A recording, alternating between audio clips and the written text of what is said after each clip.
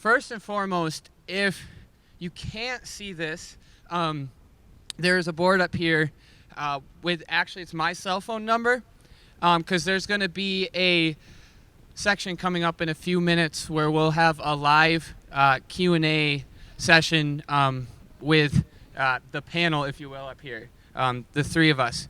So to give some time to allow you to text those questions in and to get us started, I first want you to know who you are asking these questions of, who will be giving these answers.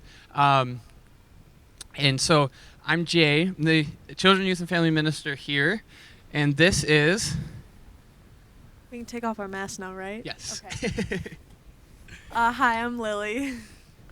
And Lily, where do you go to school? Tell us just a little bit about you so we know who you are. I'm a senior at Middleton High School. I do peer ministry here, and that's really it, honestly. I feel like that's, Been on a couple of mission trips through St. Luke's as well. yes. And this is...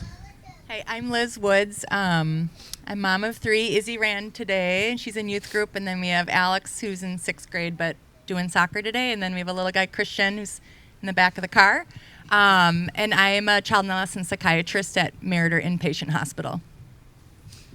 Yeah, and the themes of the day, that if you've been following those throughout the 10 days, were influenced heavily by Liz and her experience, professional experience at the hospital and at the clinic.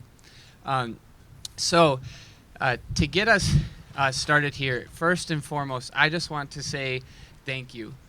Thank you for coming today, but more importantly, thank you for the support that you have had of this important conversation, and more so the support that shows to either your own kids, the kids that you represent through being a part of a community, being a part of St. Luke's, being a fellow human being of others, and supporting them in many ways. So thank you. I had a few people ask me this, so I'm just going to start right out with it. It may seem like the youth director that your church has hired really had things figured out when 10 for 10 for mental health awareness was on the second to last day was on World Mental Health Awareness Day. Here's a little secret. I learned that a week and a half ago. But here is why I actually love that I learned that a week and a half ago.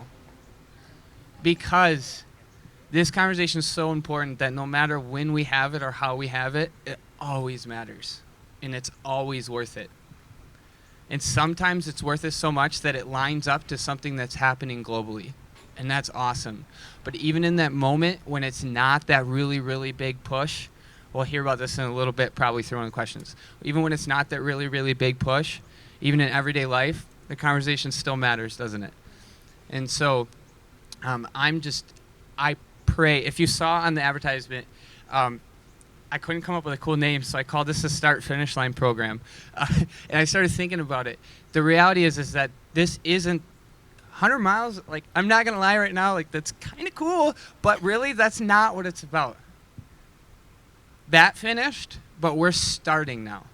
Now we're starting to do the work. Now we're starting to do the work of taking care of one another, of reminding each other daily that they matter, that these conversations matter. I told this person I wouldn't use any names, but I told him I was going to tell this story. So I'm at literally mile 99, like today, a half hour ago. And I'm on mile 99. And I run up next to this person, and she slowly picks up the pace, And I said, so-and-so, I'm not going to lie, I'm not really ready to run a 7:10 pace right now. She looks over at me and she says, "You're almost there now. What are you going to do about it?"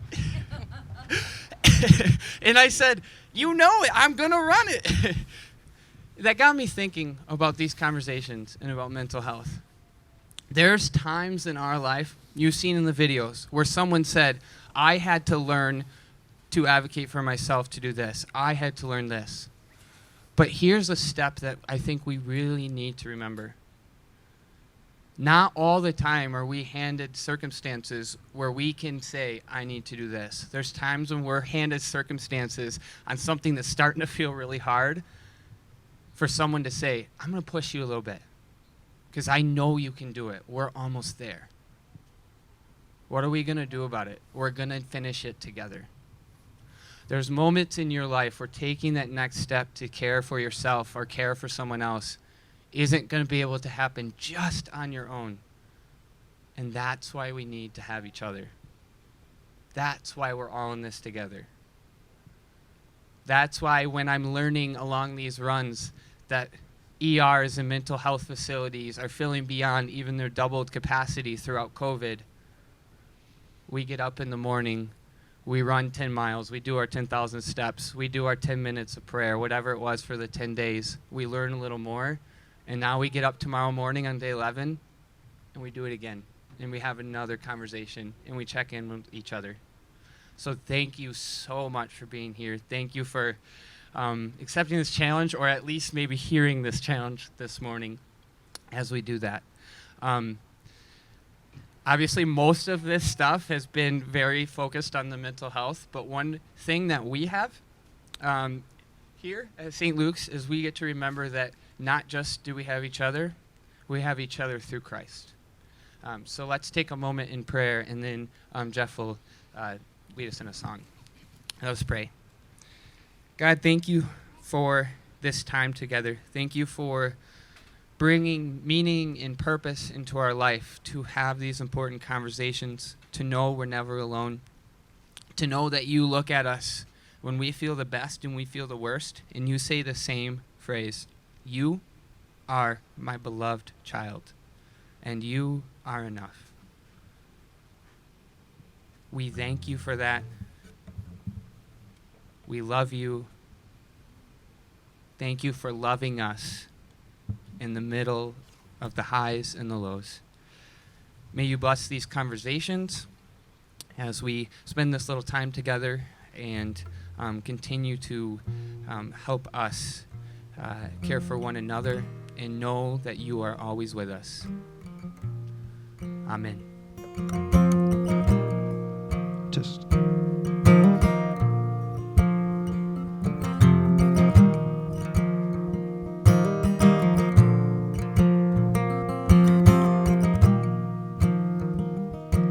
when darkness tries to roll over my bones, when sorrow comes to steal the joy I own, when brokenness and pain is all I know, I won't be shaken, I won't be shaken. My fear doesn't stand a chance when I stand in your love. My fear doesn't stand a chance when I stand in your love. My fear doesn't stand a chance when I stand in your love.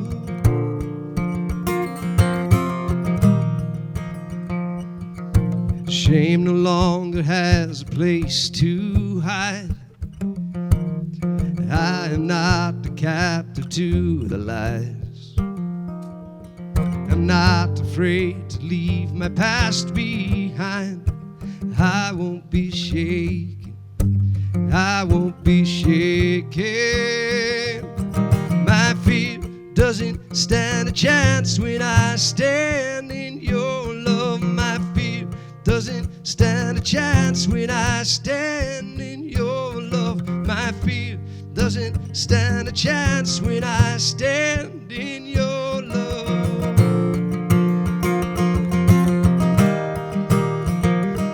There's power that can break off every chain. There's power that can empty out a grave. There's a resurrection power that can save. There's power in your name, power in your name. Sing with me. My fear doesn't stand a chance when I stand in your love. My fear doesn't stand a chance when I stand in your doesn't stand a chance when I stand in your love. Let's sing that one more time. My fear doesn't stand a chance when I stand in your love. My fear doesn't stand a chance when I stand in your love. My fear doesn't stand a chance when I stand in your love.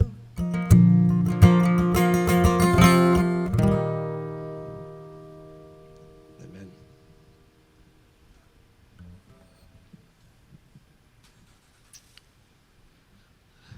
All right, so if you can keep firing the questions in if you haven't yet. I do have a few to work with, so we're gonna.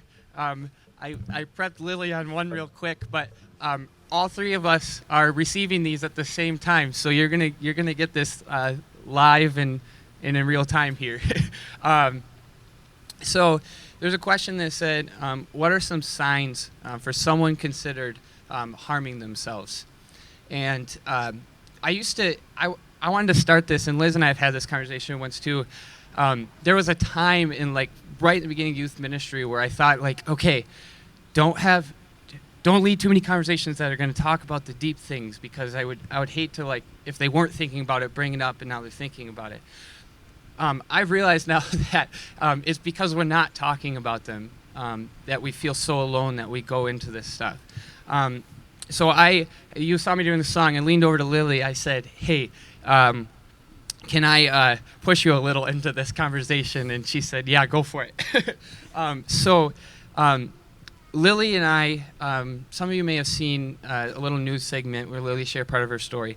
But Lily and I, in the past few months, have had a lot of conversations around various forms of this, right? Mm-hmm. And one of the things with self-harm and stuff that a lot of people talk about, there's all different kinds. But you and I have even talked about, we shared the joy of running, that even there was a point where you were like, oh, if I don't run 3 miles, I can't have a cookie, or something like that. So what are some, you can talk about the other stuff too, but what are some various signs that you've kind of learned for yourself where oh, this is self-harm? Yeah. I think self-harm comes in many different ways. So like Jay said before, when I would push myself to work out a certain amount before I, fueled my body, or if I would, it could involve sleep. If you're not getting enough sleep, that's also in a way harming yourself. And then of course there's self-harm with objects and stuff. And I think ways that you can identify if someone is falling into that is maybe they're isolating themselves a little bit. Little ones are just long sleeves all the time. Or sometimes they'll do really, really outrageous acts of kindness. So then no one's I guess in a way they're trying to either forgive themselves or they're trying to make sure others forgive them. Yeah, I feel like that's a few. You can probably add more. I think one thing is being a parent, and then also seeing it from the professional side of things. It's not being afraid to have the conversation. There's a ton of research that shows asking kids about suicidal thoughts or asking kids about self-harm is not going to give them ideas. I think that's a huge misconception. As far as if I ask this, is that going to make them want to do it? Or if they were kind of already thinking about it, is that going to push them in that direction? And it absolutely does not. If anything, it's going to do the opposite of giving them an opportunity to talk with you about it. And really, when we think about self-harm, for most kids that do engage in self-harm, cutting or burning their skin, things like that, it's really looking at what's happening before that. What are they thinking and feeling, and trying to have those conversations with them, and giving them the time and space to do that and to be understood and have that connection. So, I'm really grateful for Jay for setting all of this up, because I think it does, as parents, gives us an opportunity to have those conversations with our kids and making more connection. Yeah. So I'm going to jump right into another question here, because you led us into it so great. It says, question for Liz and Lily. What's a good question to use as a check-in for parents of teenagers? How do you start I those mean, I think it conversations? depends on where everyone's level of comfort and is their family. Like, I think if people are used to talking about it, just asking, like, how's your day going? How are you feeling? I think my kids get tired of me. They're always like, why do you have to talk to us like we're your patient? And because I like to talk about feelings. And so sometimes what can be really helpful is just modeling it yourself. And talking about for myself, like when I'm having a hard day or I'm feeling frustrated, verbalizing that to my kids. They can feel it anyways, but trying to put words to it, I think, gives a good example and modeling that we too as adults, have a lot of feelings, especially right now. There's a lot of unknown and just a lot of unpredictability. And so I think it's good for us as the adults to try to model that for our kids and give them that space, like, oh, if mom and dad are having a hard day, that they can talk about it too, and create an opportunity for the kids to share. But I think if it's something that's really uncomfortable, there's, in the hospital we use something called the zones of regulation, and it's something that's distributed a lot in the schools, but it really reflects kind of like mood and energy levels, and that can be a good tool for families to use. I think one of the handouts might be on the website for that, but it's really like a color system, so it's like red, yellow, green, blue. Yeah, we use those. And that's a great way, because when it's kind of, talking about feelings can be awkward at first, so it's much easier to say, I'm blue today, or I'm yellow, or red, or kind of green. It's more like the neutral energy, kind of in that good space. But I think it feels a lot less threatening sometimes to use a color, and then that can kind of facilitate the next questions of like, what does that mean, right, and how we're feeling. Is that good? Anything to add? Yeah, that was awesome. That was a lot of things. I would say that one thing that my parents did a super good job at is, especially when I didn't want to talk about something, they would simply just ask, okay, well, how can I support you? So maybe it was giving me space. Maybe it was just listening and not saying anything back, no input, no opinions. Or maybe it was like, physically being there, just hugs, no talking. And so I think just even after asking how you're doing, ask how you can be there to support them after. Can I add to that? Like, I love that too. It's like, I always talk or think about it for myself and for like families I work with. A lot of it's about like validation and just being able to sit through the feelings and sit through the emotions, and kind of what does everybody need for support versus having to fix it. Like, I think as parents, trying to get out of that mindset, none of us want to see our kids struggle and suffer, but sometimes there's a lot of value in that struggle, and that kids just need us to kind of hold us through that piece. So I love kind of what you shared. That's awesome. Thank you. Classic youth director. As serious as everything is, I always know that humor is one way that we go through things. So someone said, I'm so glad that you made 10 for 10, but what are you going to do tomorrow? I'm going to take a nap and eat a donut. I don't know what they're doing tomorrow, but I know that's what I'm doing tomorrow. I'm so happy you guys are asking questions, which means I need to scroll through here real quick. Okay. I know all three of us have opinions of this next question. Lily, I'm going to lean on you because I think it's important to the parents, but especially the youth in the crowd, to hear your answer to this question. So then we'll just follow up. Could you say like no pressure or something after Yeah, that? no Like, pressure. wow. Just kidding. So how has social media played a role into your mental health journey? Ooh. That's really hard. Honestly, I think it varies from person to person. I find a lot of positive ways in it, a lot of ways that I can reach out to people who, were kind of going through the same thing I was. It's hard when, none of your friends are feeling the same way you are. They've never went through, like, I don't even know how to explain it. Okay. It's hard when no one understands what you're going through. So social media allows you to reach out to people who can support you. I also think that it can be somewhat negative. Like, I would compare my body image, of course, to a lot of people, but that would also push me to work out more. So I thought of it as a positive, but then it was like, well, what am I eating and stuff like that. And so I feel like it honestly depends. That's a really hard, it depends a lot. Yeah, Yeah. I can. I think I have a little bit of a negatively skewed view about social media and just like what I do. Izzy's nodding her head. She just got her phone for the first time and still doesn't have social media. I think, yeah, I mean, I just see a lot of kids who have a really hard time separating themselves as a person from everybody's highlight reel of what's on social media or how we want to portray ourselves on social media.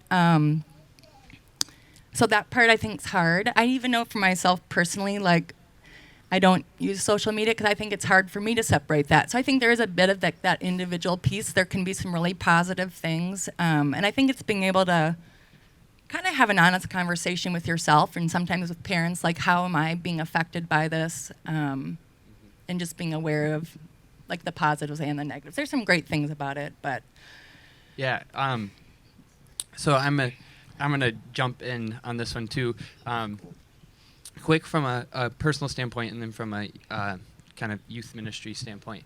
Sorry, I hope the quote's not distracting. I'm getting cold.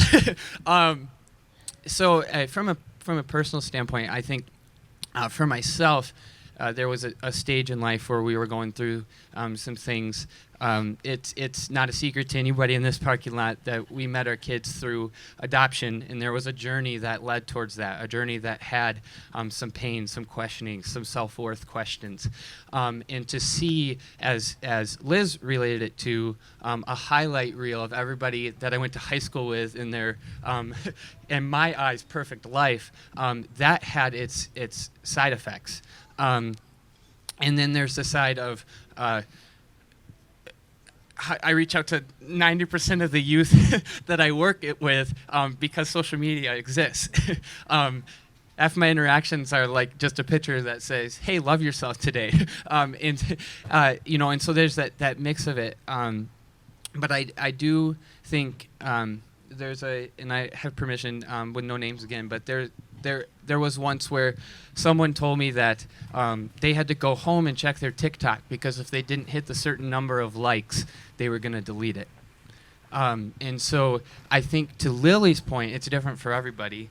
And if you're able to be in a place where you can have those positive conversations and it opens up conversations, in Lily's case, that's good because social media isn't going to go away.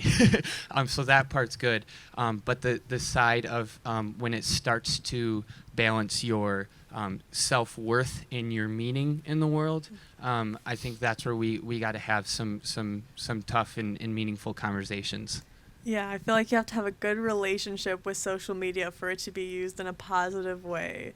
Like, the connections that you have, and I feel like the support that you have from other people is one of the main things that it's used for. And I feel like that's a huge positive. Like, all my friends from leadership camp, student council camp, without social media, like, I probably wouldn't still be in touch with them today and, be able to go hang out with them and FaceTime them almost every single day. So yeah, I think it's a pretty cool thing. This question, when should you know to ask for help for yourself, or when should you know to ask for help for a friend or someone else? I think I have ideas. I think we need to hear the professional answer on this. Yes, please. I mean, I think if kids are thinking, like, wondering if they should be asking for help, then I think they probably should be asking for help, right? Like, that's a sign that something's not going well. And that can be different things. First, it can be conversations with parents, but, and I'd say really encouraging talking with adults or a trusted adult, like Jay or somebody else that's in your life. So if you're wondering about it, that's probably the time. I think for kids with friends, if you're wondering about your friends' well-being, that's also the time, right? I think if there is that kind of like, are they doing okay? I'm not really sure that they're doing okay. I think the kind of what this is all about of awareness is like, let's support each other early on before we're in crisis. Like, we don't need to wait till we're really suffering. So I'd say having the conversations early is important. Yeah, I think for me, I would say if you have to ask the question, you've already answered the question when it comes to needing to get support or asking someone else for support. And I ask your permission if I could push you a little on your story. Yeah. So Lily knows when things start being shared. I'm like the old lady. So it's colder than we planned it to be. When it's Thanks, Jeff. where was I, Lily? Oh yeah. So when Lily and I are just talking, like, oh, today is kind of a rough day. Like, I'm gonna dig in and have that conversation with her, right? If she starts sharing, and we've had moments where you're like, it's been really rough, and I have these thoughts. I respond typically with, all right, I'm here for you. I support you. I'm supporting you by asking, do your parents know? Right? Yes. And do the parents know, then relates to checking in and making sure that the parents know. And that's, well, truth be told, in my position, I sign that I will do that for your kids and you for you. But also because I think that's part of breaking that stigma that Liz was talking about. Is in breaking that stigma is to have these conversations sooner than we think we need to. Is that okay? Yeah, I agree. Well, one thing for asking friend, like getting help for your friend, they will probably honestly beg you not to, and even though it'll feel like, oh, I'm making them mad at me, I'm gonna upset them more, it's really in the end going to help them. So even if they're crying for you not to, please do. Mm-hmm. Yeah, I'd say a lot of the kids I work with who end up coming into the hospital because of a safety concern, when a friend has been the one that's told a counselor at school or told somebody else, I'm like shivering, sorry, told somebody else that, they're like, part of me is gets upset, right? Like that initial reaction of like, I don't want people to know, but then being able to, have that insight, like it is in my best interest, right, to get the support I need. Mm-hmm. But it is hard. But being a good friend involves doing hard things, right? Yeah. So. Mm-hmm. So I'm aware of our time, but I'm going to ask this other question because I think it's really good. So if you've been following along in the videos, honestly, other than one of our videos, it's been high schoolers or college students. And this question asks, can middle school or elementary kids experience depression, and what would that look like? And so I'm going to hand it over to Liz because this is... Yeah, they definitely can. There isn't a limit, unfortunately. But, I think it's really watching for changes. We all know our kids really well, and more when it's more everyone's a little more irritable now with COVID. Like I don't know anybody that's not a little bit more sad and a little bit more irritable. But when things become more persistently sad and irritable, when kids aren't interested in doing things they, normally were interested in, changes in like energy, feeling tired a lot, sleeping too much, sleeping too little. Those can be signs, just kind of that not wanting to engage with things like friends and other people, being more isolated and disconnected. Those are often like kind of early, definitely signs of that something's not going well. I think it's hard right now though too with like COVID. I know in our own family, like a lot of the things we want our kids to do, they don't have opportunities to do as far as like connection and activities and things they look forward to. So I think everyone has their comfort level, but trying to find ways for our kids to be connected in any way they can, and getting out together as families and doing activity but it's a hard time. I think there's a lot of kids that are not feeling good and families. So, but being able to talk about that together, I think does make it easier.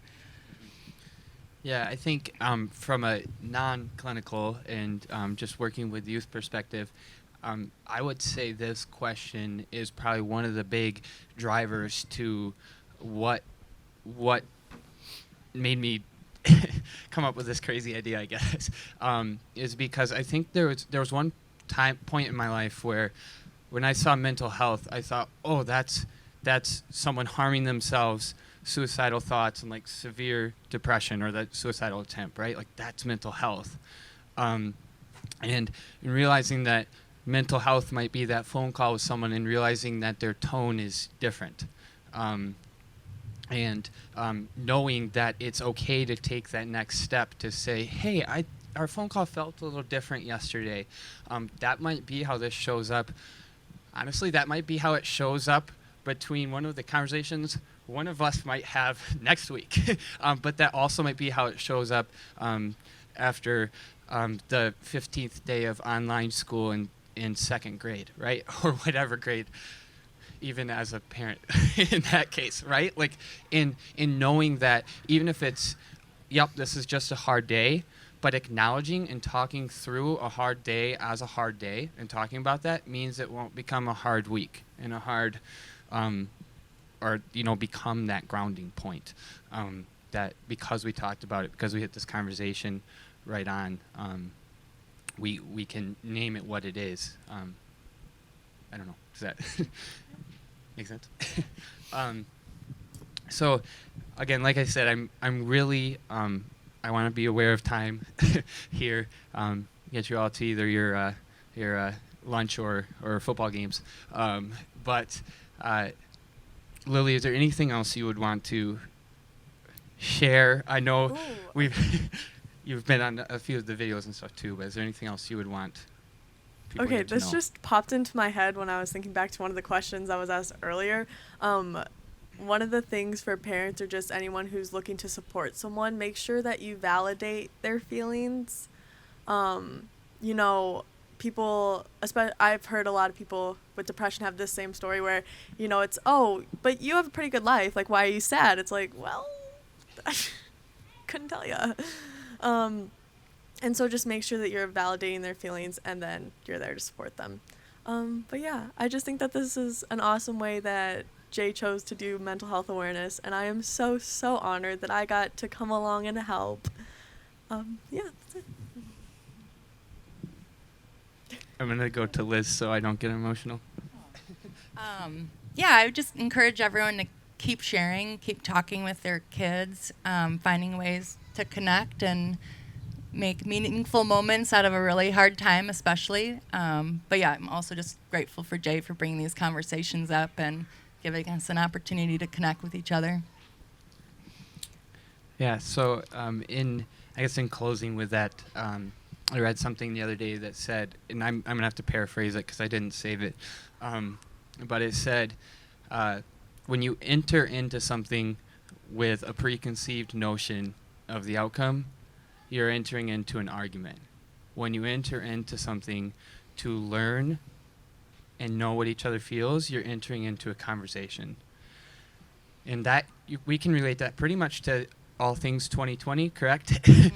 But I think when we take this, I think to Lily's point, when we have these conversations and we go beyond the I'm okay, I'm fine, which I would encourage all of us to do, when we do that, remember that it's a conversation, that we're ready to listen and learn. When from the outside looking in, something might seem like a great situation, but that doesn't mean that the feelings aren't real and validated, and that's a conversation that we can have together and not shut that down. Yeah. So I would just add one thing to that, if it's okay.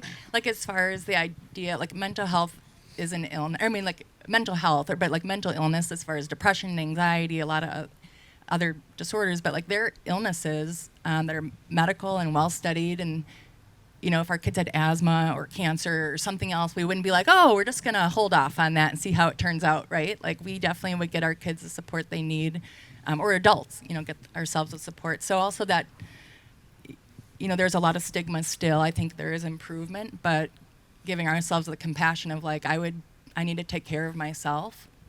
And it's illness like any other one.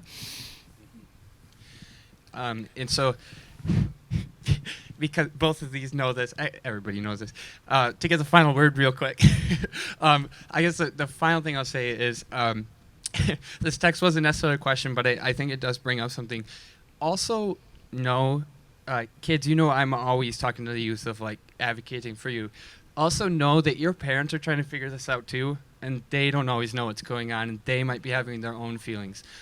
So I don't say that to put pressure on you, but to know that if we can have this, we're all in this learning together mentality, and we can create this kind of mentality and community now. So when we're having those conversations, that's our base. I think we can make a big difference for our community and ourselves within that too. So, okay. So thank you. If I didn't say it, thank you.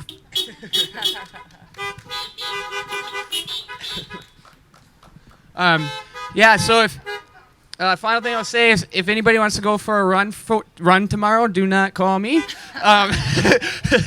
But in all seriousness, thank you for this. Doug and I have talked the 10for10 page. We're going to keep live and updated, and as we find resources through this, we're going to keep that going. So please utilize it. Please steal it, share it. That's why it's there. It's not for us to keep, it's for us to bring into the world. So please do that. And first, final thing is 4 o'clock. 4 o'clock this afternoon is the day 10 video. So if you do want to watch it live or get at it today yet, it will be live at 4 on all the platforms. And to be sent out into the world with today's theme, you matter, you're enough, you're loved. Amen.